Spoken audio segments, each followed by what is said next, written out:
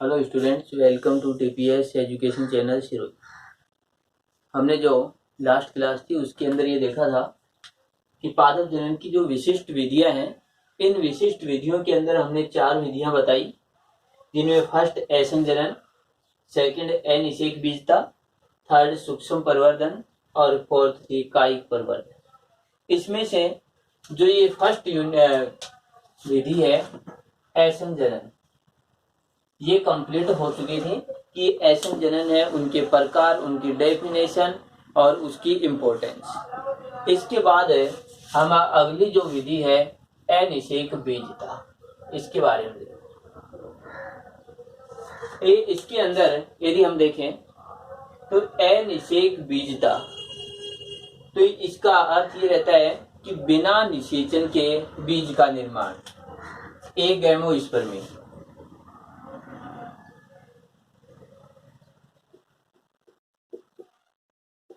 बिना निषेचन बीज का निर्माण।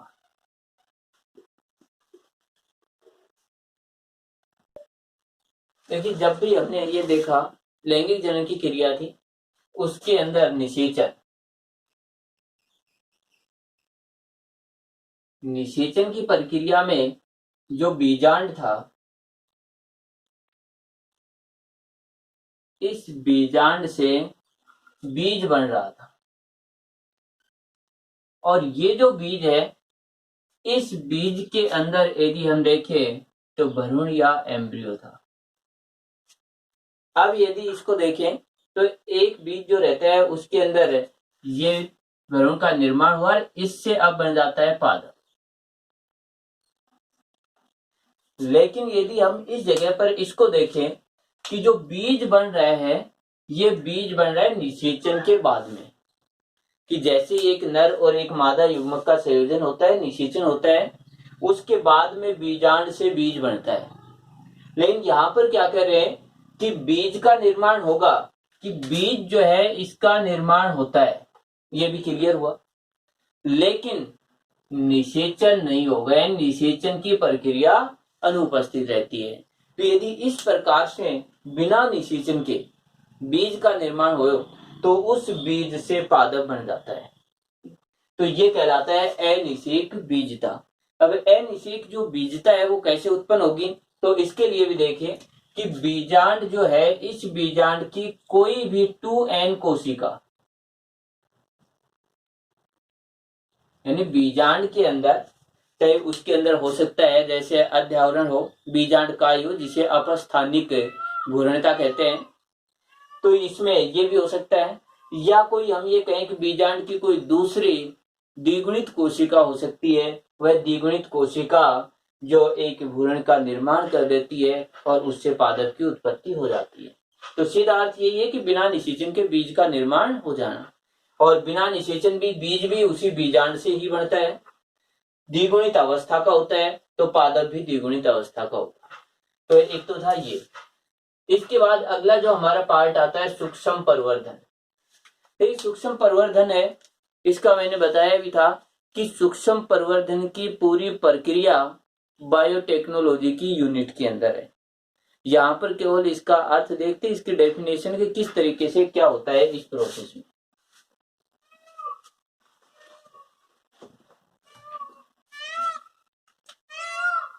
देखिए इसमें कि जैसे ये कोई पादप है, इस पादप का कोई छोटा टुकड़ा लेते हैं,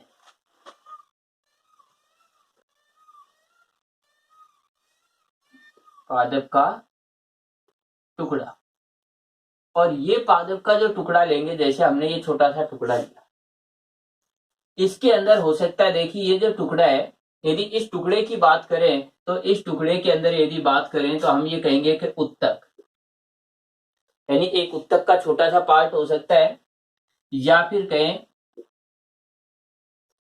कोशिका समूह, या फिर कहें कोशिका,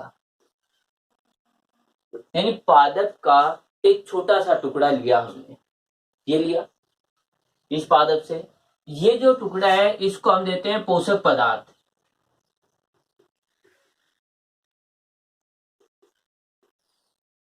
पोषक पदार्थ को ये टुकड़ा ग्रहण करता है और इसके बाद में ये जो है इससे यानी इस टुकड़े से हम बात करें पर रो, पोषक पदार्थ प्लस हार्मोन,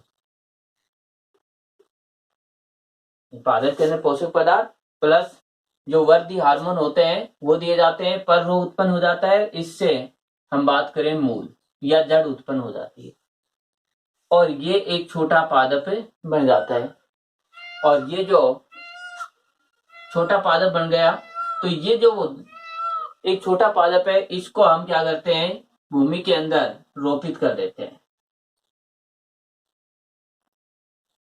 और यहां पर ये नया पादप है विकसित हो जाता है। तो यहाँ पर देखिए ये कंप्लीट प्रक्रिया आएगी, लेकिन केवल इसकी डेफिनेशन या अर्थ समझने के लिए पादप है, पादप का एक छोटा टुकड़ा लिया, उसको हमने पोषक पदार्थ दिए, इस पोषक पदार्थ देने से और हार्मोन देने से इसमें पर रो और मूल की उत्पत्ति हो जाती है। अब इस पार्ट को हम भूमि में कहीं अलग पर रोपित कर देते हैं जिससे कि ये एक विकसित या बड़ा प्लांट बन जाता है। तो इस प्रकार से हमने देखा कि पादप का एक छोटा टुकड़ा यानी सूक्ष्म भाग लिया, जिसमें हो सकता है उत्तक का टुकड़ा हो सकता है कोशिकाओं का कोई समूह हो सकता है, तो इससे एक नए पादप की उत्पत्ति हो जाती है। इस विधि को हम सूक्ष्म परिवर्धन कहते हैं कि पादप के एक सूक्ष्म भाग से एक नए पादप की उत्पत्ति करवा देना। इसके बाद लास्ट है कायिक परिवर्धन।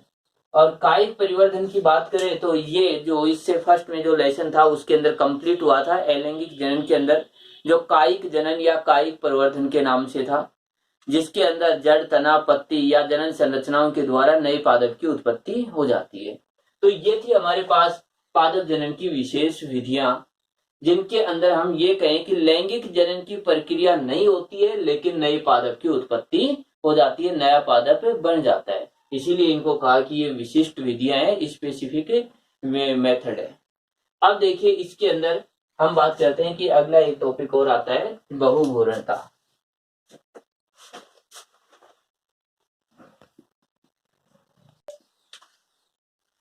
जो बहुभूरणता है तो इसके अंदर है हमें समझने के लिए थोड़ा सा पहले का यदि समझते हैं कि हमने ये कहा कि एक बीजांड है, जब निषेचन की प्रक्रिया हुई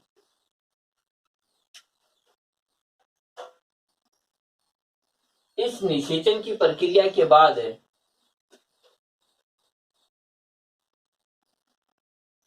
इसके बाद बीज बनता है, बीजांड किस में बदल जाता है, बीज में बदल जाता है। ये सभी घटनाएं हमने देखी है कि कौन सा पार्ट किस में बदलता है।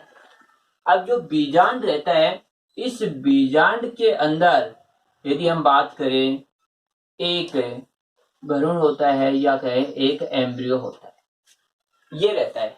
यानी एक बीज में सामान्य तौर पर एक भ्रूण होता है और इस एक भ्रूण से एक पादप बनता है। यह है एक सामान्य प्रक्रिया। अब देखिए हम ये कहें कि एक बीज में एक एम्ब्रियो है, एक भ्रूण पाया जाता है और इससे एक पादप की उत्पत्ति होती है। लेकिन कई बार स्थिति ये हो जाती है कि एक बीज है, इस बीज में अनेक भ्रूण बन जाते हैं और इस प्रत्येक से यानी एक भ्रूण से एक पादप बनेगा, तो हम ये कहेंगे कि यहां पर अनेक पादप उत्पन्न होंगे। और कितने होंगे, जितने भ्रूण पाए जाएंगे उतने ही पादप उत्पन्न होंगे। अब यहां पर देखिए एक बीज यानी बीज एक है, इस एक बीज में एक ही भ्रूण होता है, तब तो है ये सामान्य, तो ये स्थिति तो है सामान्य। लेकिन यहां पर एक बीज में एक से अधिक यानी अनेक भ्रूण पाए जा रहे हैं, एक से अधिक, और इसी स्थिति को हम कहते हैं बहुभूरणता। यही इसकी डेफिनेशन है, इसका अर्थ भी यही है। तो इसका क्या अर्थ हुआ कि एक बीज में एक से अधिक यदि भ्रूण पाए जाते हो तब हम उसे बहुभ्रूणता कहते हैं। सामान्य तौर पर एक बीज में एक भ्रूण पाया जाता है। तो ये जो है इसके बारे में सबसे पहले यदि हम इसको देखें बहुभ्रूणता सबसे पहले किसने देखी तो एंटन वॉन लीeuwenहोक ने देखी थी। तो ये जो है लीeuwenहोक। और सामान्य जो एग्जाम्पल है जैसे नींबू है, संतरा है, जामुन है, इनके अंदर ये एक सामान्य एग्जाम्पल। दूसरी बात ये है कि अनावर्त बीजी पादप होते हैं उनमें कॉमन है लगभग सभी पादपों में बहुभ्रूणता पाई जाती है, लेकिन आवर्त बीजी पादप होते हैं उनमें कुछ एक में जैसे मैंने बताया नींबू है, जामुन है, संतरा है, इस तरीके के पादपों में बहुभ्रूणता पाई जाती है। तो ये तो हुआ बहुभ्रूणता। अब देखिए कि बहुभ्रूणता उत्पन्न क्यों हुई, ऐसे क्या कारण रहे जिसके कारण बहुभ्रूणता उत्पन्न होती है। तो हमें बहुभ्रूणता के कारण देखेंगे। तो देखिए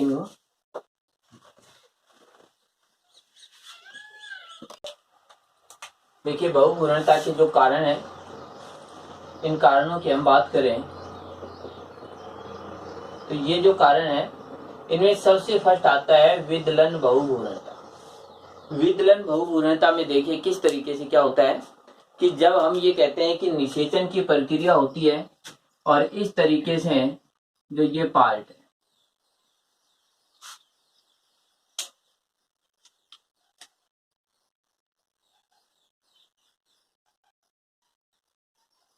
ये जो भ्रूणकोश है इसमें से इस तरीके से ये पार्ट बने हुए। तो यहां पर ये कोशिका है, इस कोशिका में निषेचन होने के बाद हम ये कहते हैं 2n कोशिका या युग्मनज बनता है। देखिए इस तरीके से। तो ये जो युग्मनज बनता है ये युग्मनज विभाजन करता हुआ भ्रूण का निर्माण करता है। लेकिन जब यहाँ पर इसका परिवर्धन होता है, भ्रूण का निर्माण होता है, उस समय यहाँ पर ये टूट जाता है और हम ये कहें कि इससे जैसे एक कोशिका से एक कोशिकाओं का समूह बन गया और ये कोशिकाओं का समूह मान लेते हैं कि दो भागों में टूट गया इस तरीके से, यानी विदलन हुआ। युग्मनज से कोशिकाएं बन रही हैं, इसमें विभाजन होगा, कोशिकाओं का समूह, और ये टूट गया दो भागों में। अब इससे भी एक भ्रूण बनेगा और इससे भी एक भ्रूण का निर्माण हो जाएगा। तो इस तरीके से एक के स्थान पर दो बन गए। यदि ये 3 भागों में टूट जाता है तो 3 बन जाते हैं, 5 में टूट जाता है तो 5 बन जाएंगे। तो हम सीधा ये कहें कि जब निषेचन के बाद युग्मनज से भ्रूण का परिवर्तन होता है तो यदि वह भ्रूण 2 या अधिक भागों में टूट जाता है तो जितने भागों में टूटेगा उतने ही भ्रूण का निर्माण हो जाता है। तो यहाँ पर देखें विदलन है जो बहुभ्रूणता है इसको भी डिवाइड किया, इसके भी जैसे 3 प्रकार। तो यहाँ पर फर्स्ट देखिए कि हमने ये कहा कि ये पार्ट है और यहाँ पर कोशिकाओं का ये समूह बन गया है इस तरीके से, इन कोशिकाओं का समूह।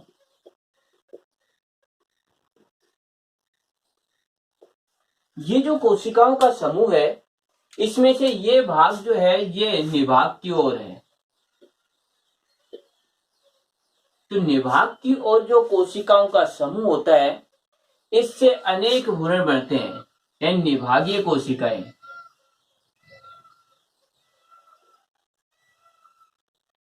और इससे अनेक भ्रूण बनते हैं। तो इसको देखिए कि जब इसका विकास हुआ तब कोशिकाओं का समूह बना, तो जो निभाग की ओर कोशिकाएं हैं उनसे अनेक भ्रूणों का निर्माण हो जाता है, यानी बहुभ्रूणता हो जाती है।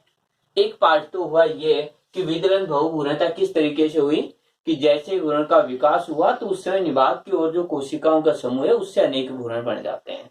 तो हम ये कह सकते हैं फर्स्ट में भ्रूण के निभाग की ओर उपस्थित कोशिकाओं से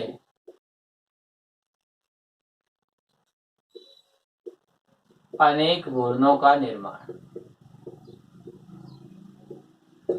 अब यदि हम बात करें सेकंड की, तो सेकंड देखिए कि जैसे ही ये घूर्ण का निर्माण होता है, इस तरीके से हमने जो फर्स्ट में ये कंप्लीट विधि पढ़ी है कि जैसे ही इस युग्मनज से जो घूर्ण बनता है वो इस तरीके से बनता है, इस तरीके से क्रिया। लेकिन कई बार हम ये कहते हैं कि इसका विकास होता है तो इसमें ऐसे उभार बन जाएंगे, यानी ये तो जैसे बीज पत्तर है वो अलग है, लेकिन बीज पत्तर जो है इनको छोड़ करके जैसे ये इसके बीज पत्तर हुए, इसके साइड से कुछ उभार ऐसे बन गए, और ये जो उभार हैं इन उभारों से एक घूर्ण का निर्माण हो जाता है। तो हम क्या कहेंगे कि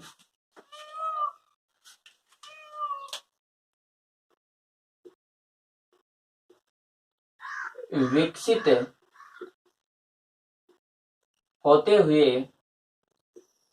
भ्रूण में अतिवर्धी से भ्रूण का निर्माण, और जब ये अतिवर्धी है ये टूट करके अलग होगा, नया भ्रूण बन जाएगा। तीसरा और आता है कि इसके अंदर कई बार ऐसे लंबे तंतु बन जाती हैं, शाखाएं बन जाती हैं इस तरीके से। तो हम ये कहेंगे थर्ड नंबर पर भ्रूण में शाखाएं बनने पर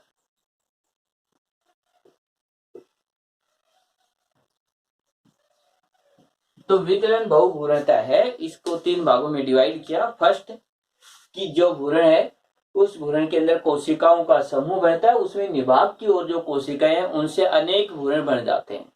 सेकंड हमने ये कहा कि जब इसका विकास होता है तो पार्श्व दिशा में उभार बनते हैं, और ये जो उभार बनते हैं इन उभारों से जो है अलग होकर के नए भ्रूण का निर्माण हो जाता है। थर्ड नंबर पर हमने ये कहा कि इसमें अनेक शाखाएं बढ़ती हैं और इन शाखाओं से भ्रूण का निर्माण हो जाता है। तो फर्स्ट हमारा था विदलन बहुभ्रूणता योग। इसके बाद सेकंड देखिए अंड कोशिका के अतिरिक्त भ्रूण कोश की किसी अन्य कोशिका से भ्रूण का निर्माण। तो इसमें देखिए जब भी हम बीजांड की संरचनाएं बनाते हैं तो हम इस तरीके से बना देते हैं इसको। इसमें एक कोशिका जो है ये जैसे अंड कोशिका हुई, और इसके पार्श्व के अंदर यदि हम बात करें तो ये सहायक कोशिका, तो ये तो ही अंड कोशिका। ये कंप्लीट प्रक्रिया है ये कि अंड कोशिका नर युग्मक से संयोजित होकर के युग्मनज बनाती है, युग्मनज से भ्रूण बन जाता है। लेकिन इस कोशिका को छोड़ करके, यानी इस कोशिका को हम छोड़ दें तो इसके बाद ये सहायक कोशिकाएं और प्रतिमुखी कोशिकाएं, यदि ये कोशिकाएं भी भ्रूण का निर्माण कर रही हो तब भी उसमें एक इससे बनेगा, और इनमें से यदि दूसरी कोशिका से बन रहा है तो उससे भी बन जाएगा। तब एक बीजांड में हम ये कहें कि एक से अधिक जो भ्रूण का निर्माण हो जाता है। तो एक ये पार्ट हुआ। इसके बाद जो आ जाता है ये बीजांड में एक से अधिक भ्रूण कोश के निर्माण से। देखिए सामान्य तौर पर हमने ये कहा कि एक बीजांड में एक भ्रूण कोश बन रहा है। नहीं, सामान्य अवस्था में यदि हम बात करें तो इस तरीके से एक जो बीजांड है उस बीजांड के अंदर एक ही संरचना बन रही है, और इस एक संरचना से एक भ्रूण का निर्माण होता है। लेकिन कई बार हम ये कहें कि ये एक न बन करके जैसे 2 संरचनाएं बन जाए, जैसे इस तरीके से जैसे 3 संरचनाएं बन जाएं, और इनमें उसी प्रकार से तो हम ये कहें कि ये जो भ्रूण कोश, जितने भ्रूण कोश बनेंगे तो एक भ्रूण कोश से एक भ्रूण का निर्माण होता है। 2 है तो 2 हो जाएंगे, 3 है तो 3 हो जाएंगे। तो यदि बीजांड में एक से अधिक भ्रूण कोश बन जाएंगे तो इस बीजांड से जो बीज बनेंगे उसमें उतने ही भ्रूण का निर्माण हो जाता है जितने की भ्रूण कोश है। तो ये पार्ट भी हुआ। इसके बाद है बीजांड काय व अध्यावरण की कोशिकाओं से भ्रूण कोश का विकास। तो ये हमने अपस्थानिक जो भ्रूणता है उसमें देखा कि ये अध्यावरण और इसके बीजांड काय के जो भाग हैं इनकी कोशिकाएं भी भ्रूण का निर्माण कर देती हैं। तो उस बीजांड में जितनी कोशिकाएं भ्रूण का निर्माण करेंगी, एक इससे बढ़ गया। और मान लेते हैं कि जैसे बीजांड काय की कोशिकाएं भी भ्रूण बना रही हैं, तो जितनी कोशिकाएं भ्रूण का निर्माण करेंगे उतने ही और बन जाएंगे। तो उसमें भी हम ये कहें एक से अधिक, जैसे इधर 5 कोशिकाएं हैं, 5 ने बनाए तो 5 भ्रूण बन जाएंगे। तो एक बीजांड से बीज एक बनेगा, लेकिन भ्रूण कितने बन जाएंगे? 5 बन गए। तो इस तरीके से ये बहुभ्रूणता होती है। यानी हम ये कहें सीधा कि विकसित होते हुए भ्रूण में के यदि टुकड़े हो जाते हैं, तब उससे जितने टुकड़े होंगे उतने ही भ्रूण बन जाएंगे। यदि अंड कोशिका के अतिरिक्त कोई दूसरी कोशिका है, उसके अंदर यदि भ्रूण बनाने की क्षमता हो जाती है, जैसे सहायक कोशिका और प्रतिमुखी कोशिकाएं, तो उनसे ही भ्रूण बन जाते हैं। यदि हम बात करें बीजांड काल में एक से अधिक भ्रूण कोष बन जाएंगे, तब भी एक से अधिक भ्रूण बनेंगे, जितने भ्रूण कोष होंगे उतने ही। इसके बाद हम ये कहें कि अध्यावरण या फिर कहें जो बीजांड काल की कोशिका यदि भ्रूण का निर्माण कर देती है, उस समय भी एक से अधिक हो जाते हैं। अब देखिए इसकी इंपॉर्टेंस देखें। तो यदि इसकी इंपॉर्टेंस या महत्व की बात करें तो देखिए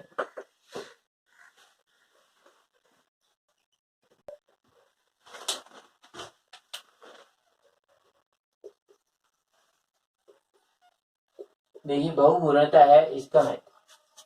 अब ये कहें एक बीज में एक भ्रूण होता है, उससे एक पादप बनेगा। यदि एक बीज में अनेक भ्रूण हैं तो अनेक पादप। तो हम ये कह सकते हैं कि एक बीज से अनेक पादप,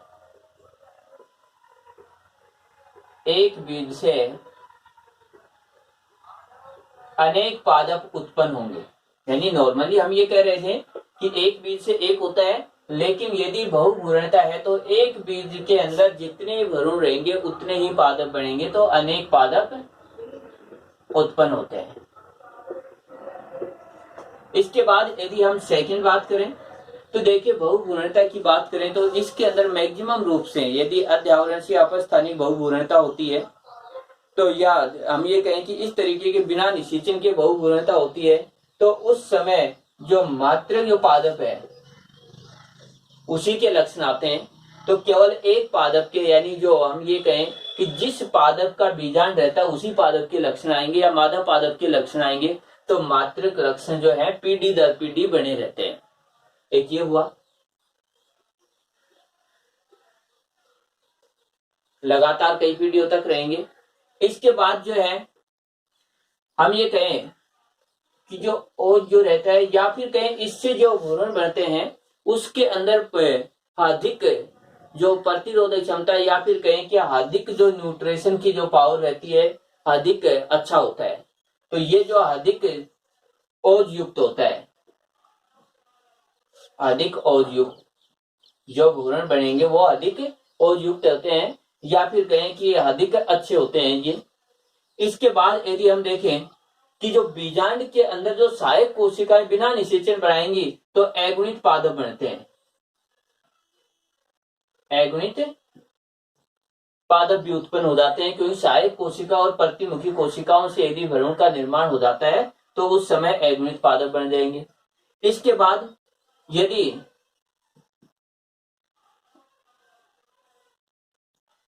कोल्चिसिन यदि केमिकल डालेंगे तो अगुणित से द्विगुणित,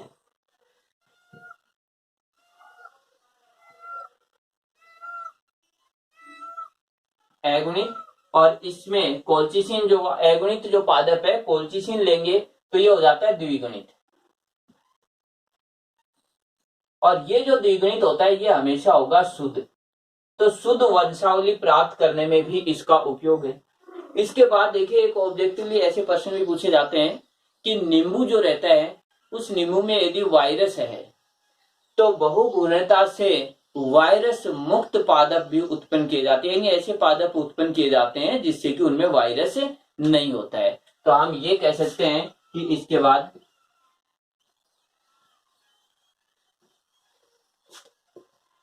नींबू में वायरस मुक्त पादप उत्पन्न करना,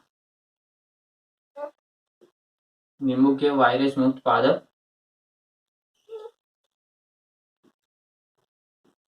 उत्पन्न करना। तो इस तरीके से ये पार्ट हुआ। सीधा अर्थ ये कहें कि यदि हम बात करें बहुभ्रूणता की, तो हम ये कहेंगे कि मेन रूप से इसमें एक बीज में अनेक पादप उत्पन्न हो जाते हैं। तो हम ये कहें कि आर्थिक लाभ भी हो जाता है, या फिर कहें जो नर्सरी है उसके अंदर काफी इसकी इंपॉर्टेंस हो गई है। अच्छे लक्षणों वाले पादप जो हैं, अच्छे लक्षणों वाला जो मातृ पादप है उससे अनेक पादप उत्पन्न कर सकते हैं। तो ये था हमारा जो आवृतबीजी पादप है उसमें जनन की जो यूनिट थी वो यूनिट भी कंप्लीट हो चुकी है, कि इसके अंदर अलैंगिक, लैंगिक और विशिष्ट विधियां जो थी ये सभी कंप्लीट हो चुकी हैं। फर्स्ट यूनिट जो है आवृतबीजी पादपों में जनन, ये यूनिट कंप्लीट है।